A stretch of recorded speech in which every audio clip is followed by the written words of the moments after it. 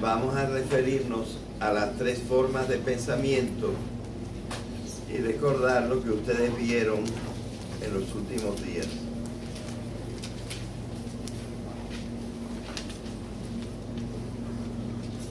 ¿Por qué hay tres formas de pensamiento?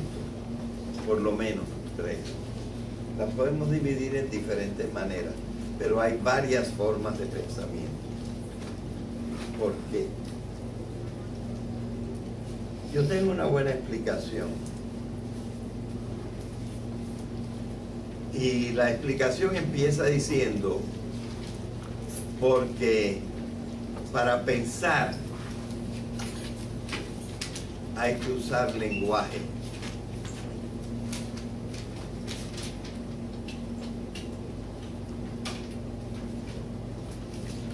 Y el lenguaje no es igual en todas sus partes. El lenguaje es más que las palabras. Las palabras son el vocabulario. Pero el lenguaje es más que vocabulario. Hay que estudiar la estructura de la oración, etcétera, etcétera.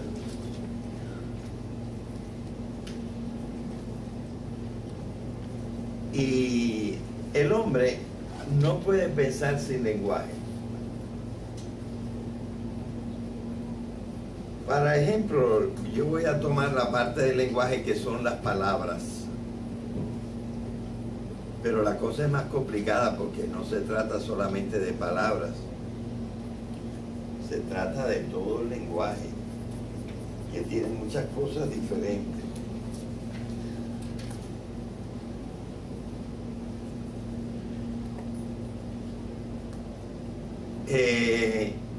Como las palabras han sido inventadas y su sentido no es todo igual, entonces por eso nosotros vemos que la aplicación de las palabras al pensamiento hace que tampoco salgan iguales los pensamientos. Y yo como ejemplo di esas tres palabras de ahí. Con la palabra hidrógeno no hay forma de equivocarse. Sobre todo si uno tiene un chin de conocimiento del griego. Porque hidrógeno quiere decir generador de agua. Y la única cosa que genera el agua cuando se le acerca el oxígeno es precisamente el hidrógeno. Así que esta es una palabra que nada más puede tener, y un pensamiento que nada más puede ser uno, el que está pegado a la palabra hidrógeno. Tenemos que comprender que en la palabra ya está explicado el pensamiento. Y esta es una de las cosas que está en el pensamiento unívoco. No es siempre así, pero es un ejemplo.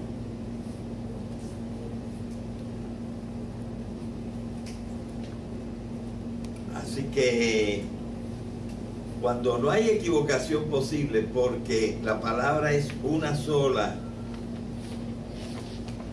y el significado es uno solo, pues ahí tenemos lo que se llama el pensamiento unívoco. Pero no todas las palabras son así. Y entonces tenemos una palabra como adjetivo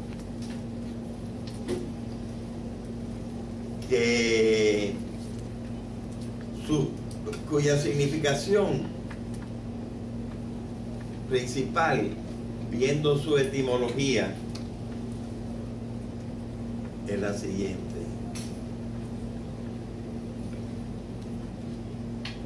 adjetivo quiere decir algo que está auxiliar, al lado de lo principal. Pero hay cosas auxiliares al lado de lo principal en gramática. Pero también hay cosas auxiliares de lo principal que están al lado de lo principal en las leyes, en el derecho. Y hay cosas que están al lado de lo principal en la tecnología. Un tiempo,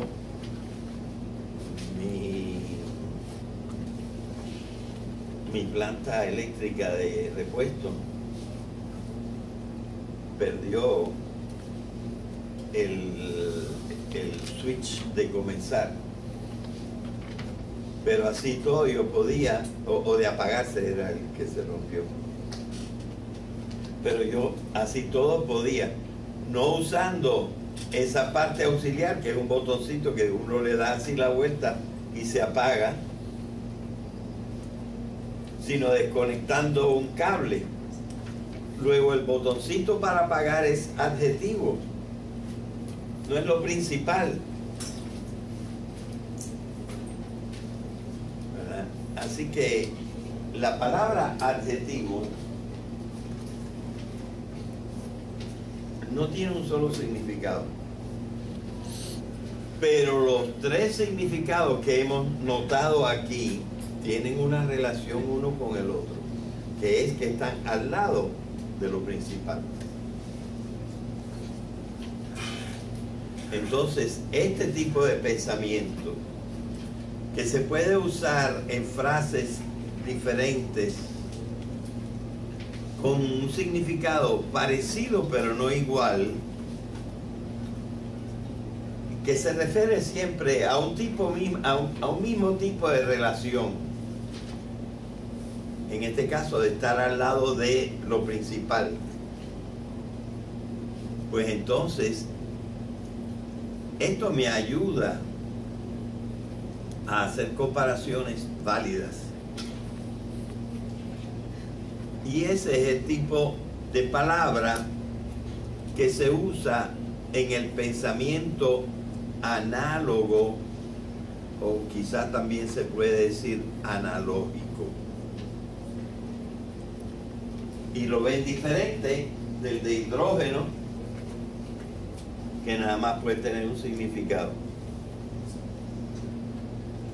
Bien, eso lo estábamos explicando, bueno, se estuvo explicando en el video que ustedes vieron el viernes.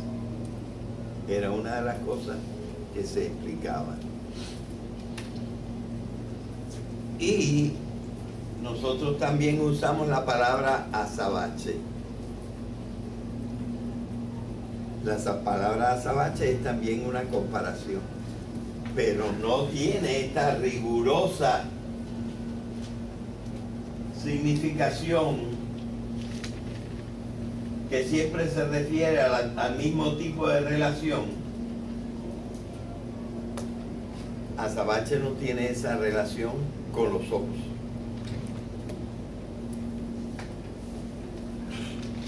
Yo digo la palabra azabache, pero nadie piensa que yo estoy pensando en los azabaches. Enseguida, con la frase que yo pronuncié, saben que yo estoy hablando de los ojos, no de los azabaches. La palabra que digo no es ojos, digo la palabra azabaches. Pero va a significar ojos, por la metáfora. Y esta es una metáfora ordinaria. Pero las metáforas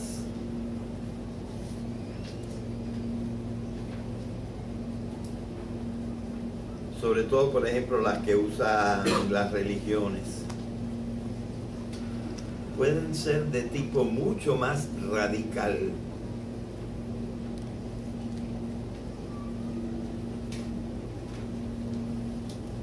costaría un poquito de tiempo, aunque sería útil, pero me costaría un poquito de tiempo explicarles esta radicalidad. Pero quizá lo dejemos para otro momento. Es una cosa mucho más radical. Y cuando la metáfora es bien radical, la llamamos mito. Claro que el mito no se puede decir casi con una sola palabra. Hay veces que sí. Por ejemplo, la palabra cielo es una palabra mítica en el sentido espiritual. ¿Por qué? Porque cielo en la palabra se refiere evidentemente a un lugar.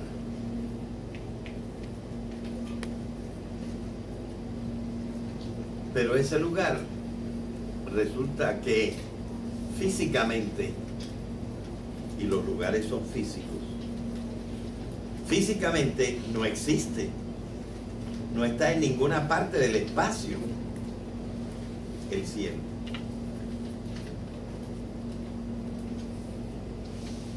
Así que aquí el uso de la palabra cielo podría confundir a mucha gente, porque está basado en algo que se refiere a un lugar, pero significa algo radicalmente diferente.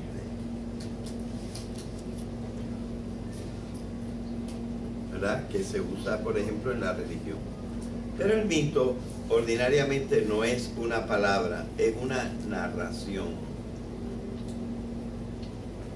Y esta narración, tomado en su sentido recto, en lo que quieren decir las palabras, es completamente loca. No puede ser. Una de las frases que ustedes oyeron en el video del viernes es esta.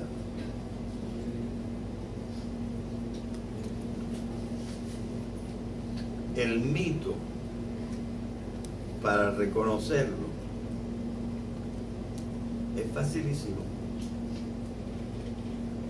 Porque el mito nos dice algo que es imposible que sea verdad. Las palabras usadas en el mito es imposible que signifiquen lo que está diciendo, porque eso es pamplinas, imposible.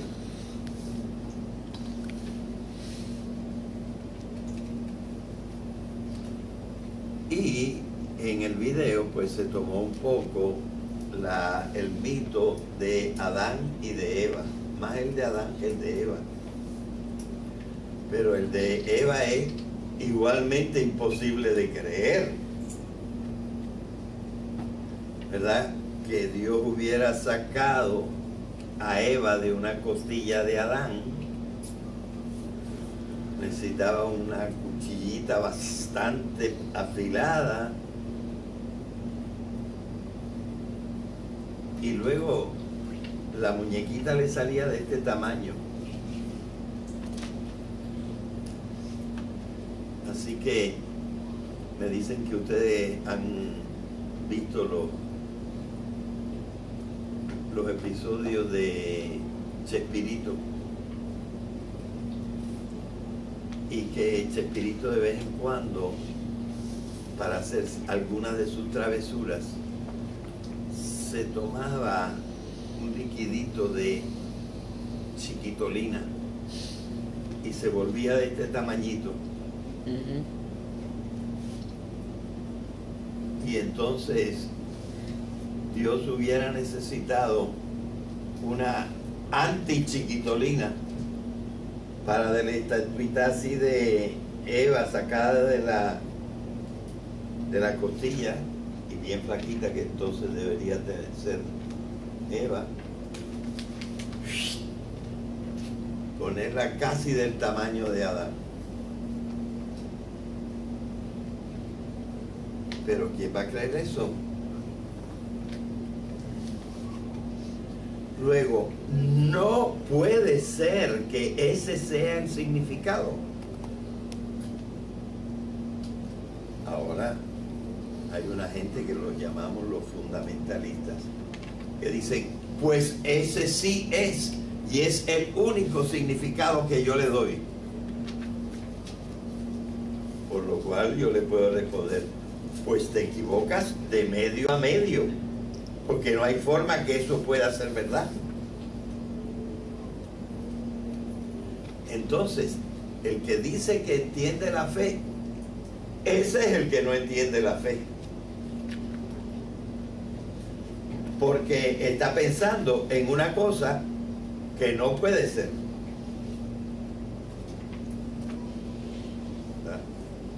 De manera que nosotros vemos que el mito es un uso radical de la palabra que, entendido en el sentido directo y recto que tienen las palabras, absolutamente no puede ser. Y eso es lo mismo en la creación que en la caída de las murallas de Jericó, o que el paso del mar muerto, o que el arca de Noé. Cosas que absolutamente no pueden ser. Pero eso no está solamente en el Antiguo Testamento. Está también en el Nuevo Testamento. Voy a tomar un ejemplo que me parece bastante sencillo y no es el más profundo. Dice San Lucas que Jesucristo, 40 días después de que resucitó y que estuvo visitando de vez en cuando a los hombres, a los apóstoles, los llevó afuera de Jerusalén, afuerita de Jerusalén, y de repente, en medio de ellos, se separó del suelo y empezó a subir, y empezó a subir, y empezó a subir, y subió hasta que desapareció. Y entonces unos ángeles vinieron y les dijeron, hey, ¿qué están haciendo ustedes? Que ya ni ven a Cristo y siguen mirando para arriba. Él ha ido al cielo. ¿Dónde es el cielo? El cielo es un lugar. Los lugares están en el espacio. ¿En qué lugar del espacio está el cielo? Y ahora más que nunca hemos descubierto el cielo no es ningún lugar ni está en ningún espacio. Luego, la palabra y los términos y la expresión de la oración dicha allí no puede ser verdad.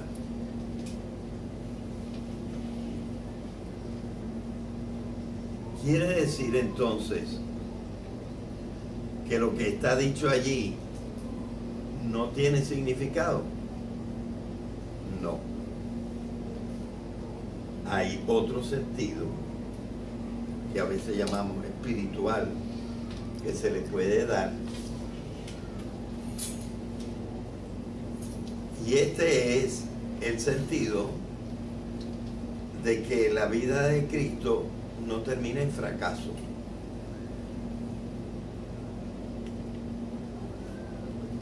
Porque es un fracaso que lo hayan matado y que después él no haya podido cumplir su misión. Pero si va a ser recibido por Dios con la mejor de las fanfarrias, pues entonces no fue un fracaso su vida. Al contrario, va a ser un tremendo éxito porque está en el lugar de la fuerza y de las posibilidades. El cielo, junto al Padre. Es decir, tomado en su sentido simbólico, tiene una significación aceptable.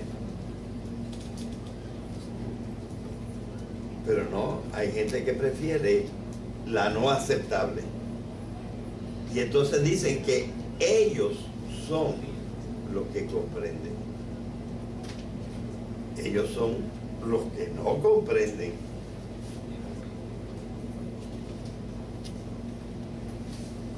Y no se dan cuenta de la separación que hay entre el sentido recto de las palabras y el sentido que se le puede dar a esta narración.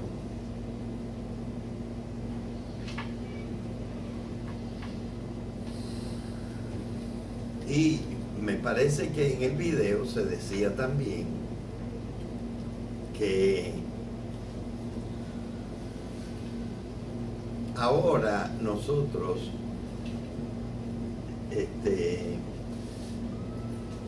como que ya no comprendemos los mitos. Y yo tengo una explicación bastante clara por la cual no comprendemos los mitos. Y es que por razones de mucha necesidad, digamos que más del 85% de las cosas con las que bombardeamos a los muchachos desde pre-kinder hasta el último año de la universidad, que son 2 años de pre-kinder, 6 años de primaria, ya son 8, 3 de intermedia, ya son 11, 3 de superior, ya son 14. Casi nadie termina en 4 años el bachillerato, 5 de bachillerato, ya son 19. Y si siguen para la maestría, más. Bombardeados con el pensamiento lógico. No porque queramos engañarlos, al contrario, porque el pensamiento lógico es la base del pensamiento unívoco y es el que nos puede crear la ciencia que nos da la certidumbre. Pero entonces la mente no tiene la práctica de entender esas historias.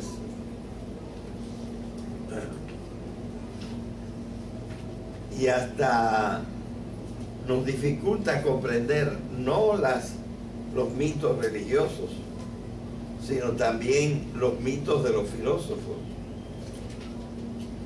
como el mito que nos presenta, sabiendo que es mito, nos lo presenta Platón, diciendo cómo conocen las almas. Platón dice, cuenta este mito en uno de sus libros, diciendo, primero, que las almas existían antes que los cuerpos, porque los cuerpos son materiales y se hicieron después. Las almas estaban allá encaramadas en el cielo, en el topos Uranus, en el lugar celestial, dice él. Allá estaban 2 cosas, las almas y las ideas. Y los hombres veían las almas, veían perfectamente las ideas y las comprendían clarísimo. Pero cuando se hicieron los cuerpos y las almas se cayeron en los cuerpos, las almas estaban como encerradas en una caverna. Y la caverna, apunta para acá, tenía más o menos esta forma. Tenía aquí la entrada y entonces después aquí se habían caído las almas en esta parte de abajo. Aquí están las almas. Y entonces por la puerta, por la entrada de la cueva entraba la luz. Y esta parte de acá de la cueva entonces estaba iluminada, aunque esto estaba mucho más en la oscuridad, pero aquello estaba iluminado. Y por ejemplo, si un oso pasaba, allí se veía la sombra del oso. Y entonces, ¿qué decían las almas? Mira, un oso. O sea, ese era el oso para las almas. Y Platón decía, así nos pasa en la vida. Mientras estamos en el cuerpo, nosotros interpretamos las sombras como si fueran la realidad. Y el mito es claro, porque lo explica. Pero evidentemente no puede ser verdad que las almas estén aquí. No puede ser verdad que pase un oso por allí y que las almas digan unas a otras. No puede ser verdad que las almas existan antes que los cuerpos. Todo es falso en su sentido literal. Pero no tenemos que comprenderlo en el sentido literal. Hay que buscar un sentido que sea razonable. Y ese sentido razonable no es el sentido que tienen las palabras, pero es un sentido que metafóricamente le podemos dar a las palabras.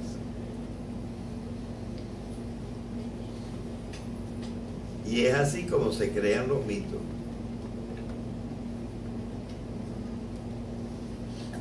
Pero si la persona, en el caso de la religión, se obstina en creer las cosas como lo dice la palabra, letra por letra, literalmente, él cree que comprende la fe y es el que menos comprende la fe, porque la fe no quería dar esa impresión, quería dar la otra impresión.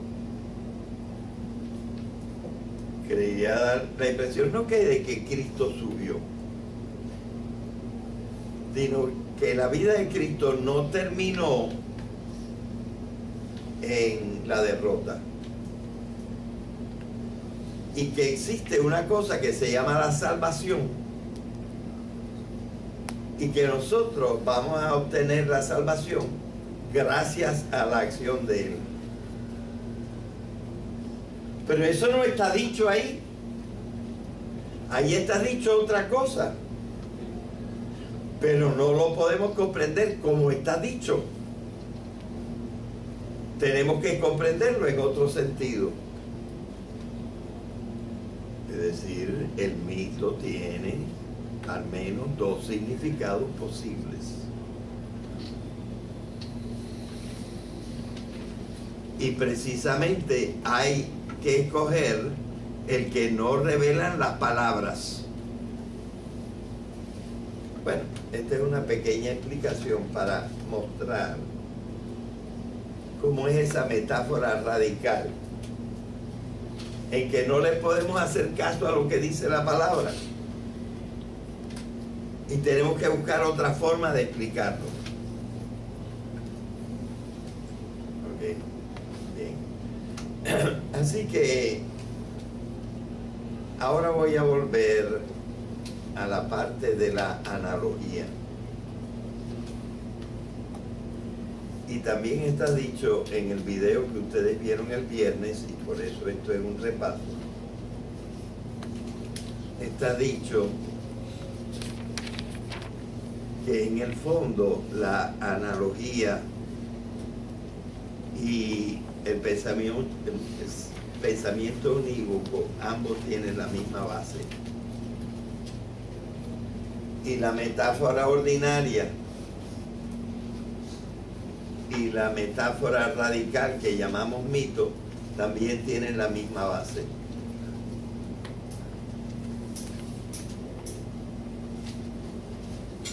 Pero la analogía es una forma un poquito más refinada, pero tengo que agregar también menos segura, no llega tan claramente a la verdad. La analogía no llega tan claramente a la verdad como la ciencia. Y por eso la ciencia actual rechaza en general la analogía. Aunque los últimos descubrimientos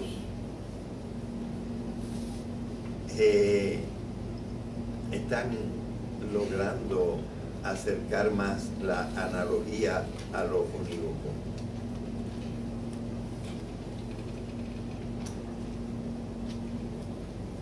Porque lo que pasa con las comparaciones es que hay una comparación que es la principal, que es la de la gramática, por ejemplo, aquí. La palabra se inventó para la de la gramática. Algo que está al lado de lo principal, que es lo que nosotros llamamos el adjetivo, que está al lado del sustantivo. Y entonces, por comparación, lo aplicamos a otras cosas, ¿verdad? Lo que pasa es que nosotros hemos ahora encontrado que las cosas en el mundo son comparables, porque tienen elementos comunes.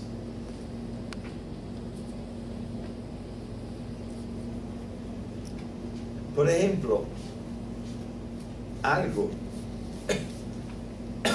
que ahora vino a turbarse un poco por la física cuántica, es decir, la física de antes de la creación de los átomos,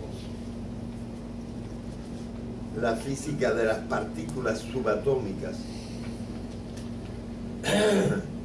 En la física de las partículas subatómicas no se ve claramente en todos los casos una cosa que se llama la causalidad. Pero bueno, la física cuántica empezó hacia 1900 o 1930 ya más especialmente. Y el mundo que nosotros conocíamos era del átomo para arriba.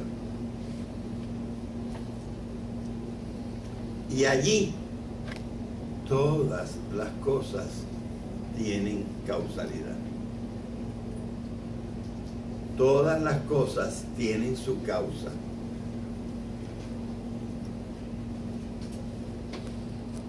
Entonces, las cosas pueden compararse porque igual que la cosa A tiene causa, la cosa B tiene causa, la cosa C tiene causa. Luego, si yo reflexiono sobre las causas, todas estas cosas se parecen porque todas ellas tienen causa. Lo mismo, menos claro, pero algo que precisamente yo voy a dar una conferencia más adelante en el semestre sobre esto. La finalidad. Todas las cosas tienen una finalidad, aunque nosotros a veces no hayamos todavía encontrado cuál finalidad le vamos a dar a nuestra vida. Sobre todo las cosas que el hombre ha hecho tienen una finalidad. ¿Para qué se hizo esta mesa? Pues para algo bien claro. Para poder trabajar sentado. Cosa que es mejor trabajar sentado. Para eso se hicieron las mesas. O para poder comer sentado. Finalidad. Pero, ¿y cuál es la finalidad de una semilla de maíz?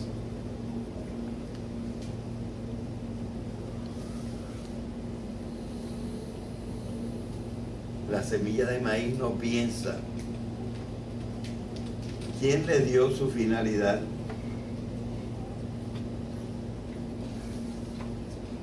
La respuesta de la ciencia es nadie.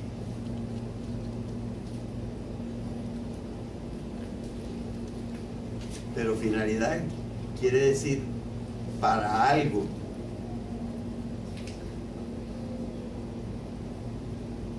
¿Y qué pasa? La semilla no es para nada.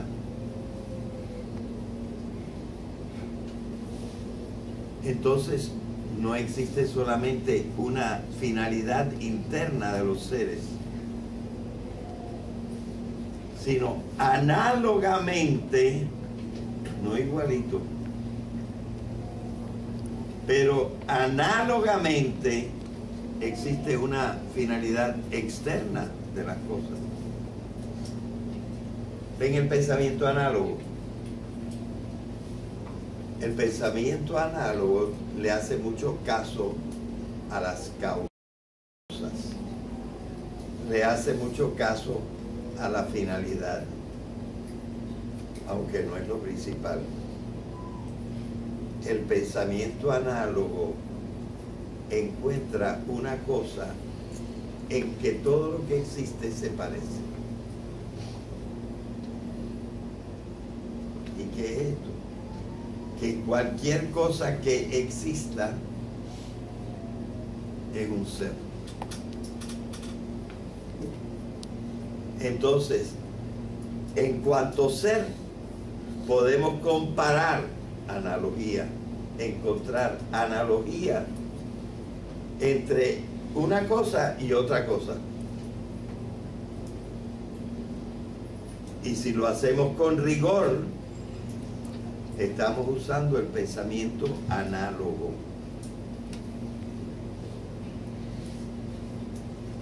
Este pensamiento es un refinamiento del pensamiento unívoco. Precisamente para preparar el repaso de hoy, siempre yo leo algo. Busqué en 2 diccionarios de filosofía para precisar mis pensamientos. Y aunque explicaban poquito, yo he leído otro libro mucho más importante y varios artículos sobre la analogía. Pero precisamente decía que la analogía es una comparación de algo probable, mientras que en la ciencia no le basta que sea probable,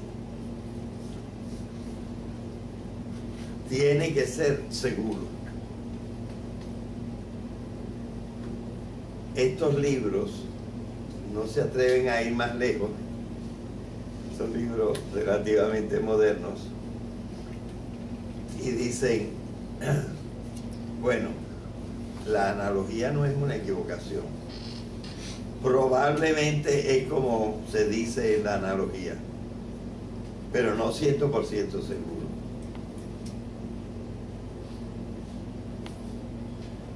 Se parte, sin embargo, de algo completamente seguro. Perdón. Aló. Aló.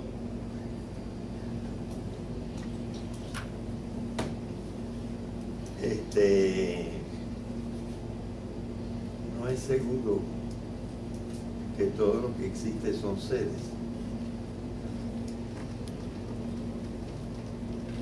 O sea, la base es bien segura, la base de la analogía. Todo lo que existe son seres. Hay otros elementos que pueden no ser tan ciertos, pero lo que pasa es esto, precisamente que nos ha hecho descubrir la ciencia a través del tiempo.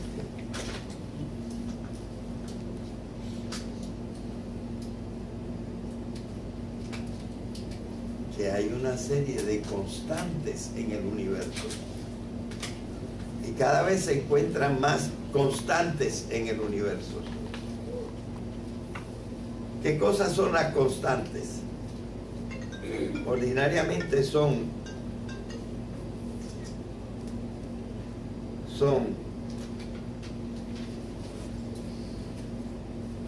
cosas que nunca cambian, relaciones que nunca cambian. Las cosas cambian, pero al cambiar las cosas no siempre cambian las relaciones.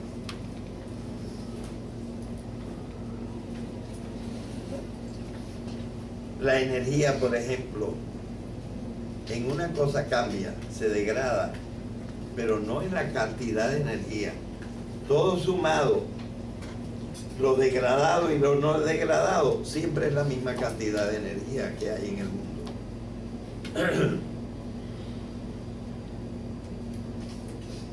Y antes podíamos creer que algunas cosas no estaban empatadas. Hoy sabemos absolutamente que todo lo que está en el universo está relacionado.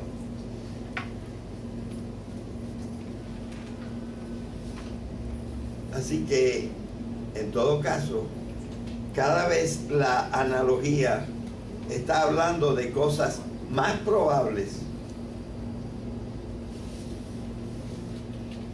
porque de algo estudiado en una parte de la naturaleza podemos siempre encontrar algo que se le parece mucho.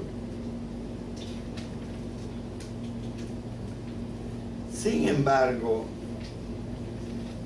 los que elaboraron las reglas de la analogía no se equivocaron cuando dijeron: entre dos cosas análogas hay más diferencias que similitudes. Por lo tanto, lo que podemos comparar de ellas son las similitudes y no las diferencias.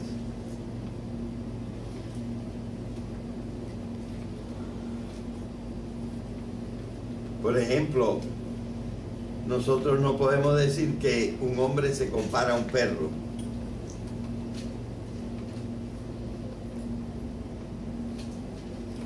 En el sentido de que el perro no tiene todo lo que tiene el hombre.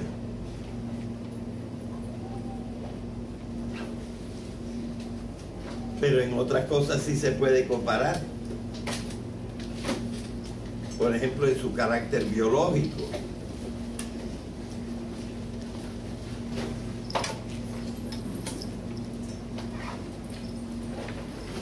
Dicho en una forma, usando una comparación, casi una metáfora matemática, podemos decir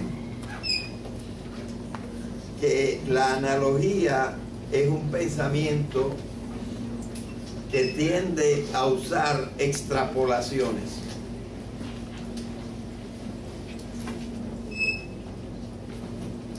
Pero las extrapolaciones matemáticamente no son falsas.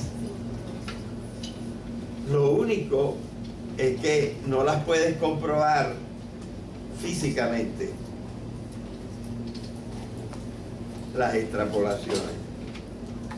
Espero que sepan lo que son las extrapolaciones. Y ya es la hora. Bueno,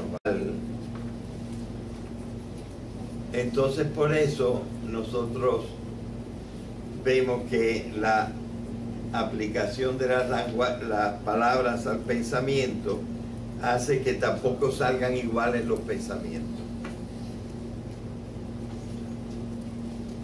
Y yo como ejemplo di esas 3 palabras de ahí. Con la palabra hidrógeno no hay forma de equivocarse. Sobre todo si uno tiene un chin de conocimiento del griego. Porque hidrógeno quiere decir generador de agua. Y la única cosa que genera el agua cuando se le acerca el oxígeno es precisamente el hidrógeno. Así que esta es una palabra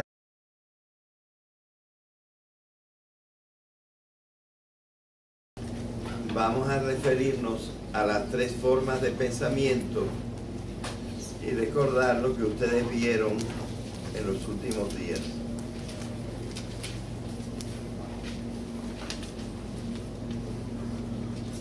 ¿Por qué hay 3 formas de pensamiento?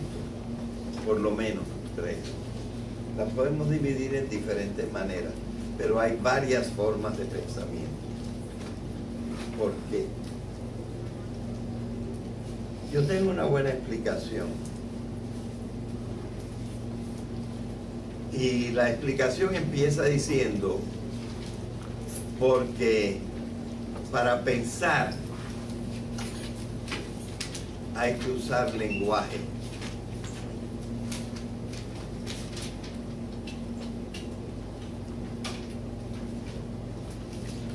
Y el lenguaje no es igual en todas sus partes. El lenguaje es más que las palabras. Las palabras son el vocabulario. Pero el lenguaje es más que vocabulario. Hay que estudiar la estructura de la oración, etcétera, etcétera.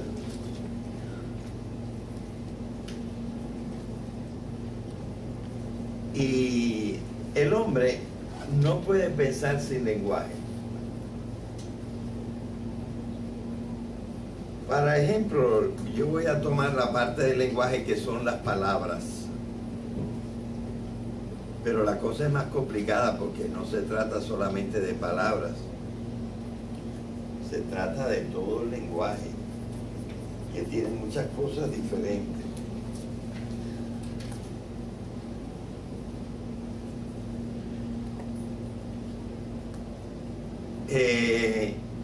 Como las palabras han sido inventadas y su sentido no es todo igual, que nada más puede tener, y un pensamiento, que nada más puede ser uno, el que está pegado a la palabra hidrógeno. Tenemos que comprender que en la palabra ya está explicado el pensamiento. Y esta es una de las cosas que está en el pensamiento unívoco. No es siempre así, pero es un ejemplo.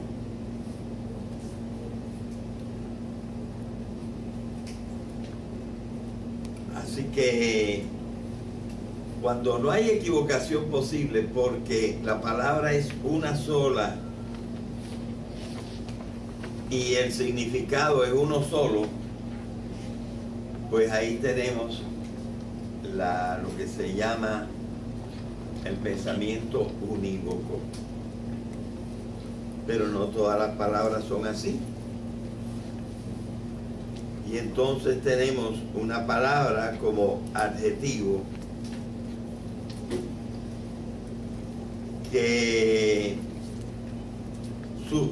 cuya significación principal, viendo su etimología, es la siguiente.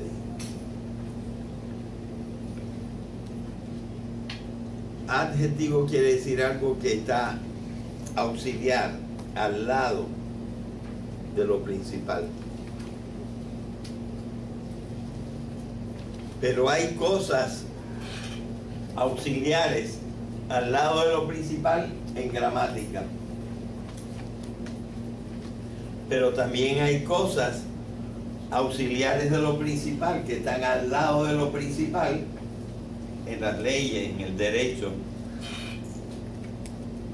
Y hay cosas que están al lado de lo principal en la tecnología.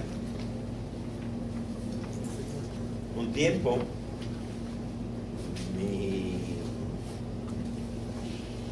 mi planta